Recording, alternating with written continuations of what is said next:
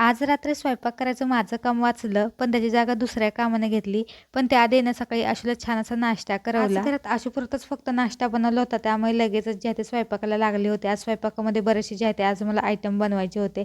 Soup म्हणा किंवा शेवग्याची शेंग, कारलं या सगळ्या गोष्टी ज्या आहेत ते मी प्रिपेअर करून ठेवल्या होत्या. जेव्हा भाजी कमी बनते तेव्हा ती खूप छान टेस्टी आणि खायला पण सुंदर लागते. तुमच्यासोबत असं होतं का नक्की सांगा. छानपैकी कारल्याची भाजी केली होती आणि शेवग्याची शेंग पातळ केली होती आणि आशूला म्हटलं की आज छान असं बीट आणि गाजराचं सूप बनवावं. दुपारच्या वेळी आमच्याकडे पाहुणे येणार होते, त्याच्यासाठी ना मस्तपैकी आलू पराठे केले होते. पण परत पुन्हा एकदा पाहुण्यांचा फोन आला की ते काही जेवायला थांबणार नाही आहेत, लगेचच जे आहे ते चहा पिऊन निघून जाणार आहेत. मस्तपैकी आशूला संध्याकाळी खेळायला नेलं होतं, तो खेळून आला. पाहुणे पण आले होते, चहा पाणी वगैरे सगळं झालं. पाहुणे गेले. दुपारचे पराठे शिल्लक होते, त्यामुळे रात्री स्वयंपाक करायचं काम माझं वाचलं होतं. पण पाहुण्यांनी येताना हा सगळा जो आहे तो वानोळा घेऊन आले होते. निवडण्यामध्ये माझा 1.5-2 तास केला. सगळं व्यवस्थित निवडून फ्रीजमध्ये ठेवलं आणि असा केला दिवसाचा शेवट.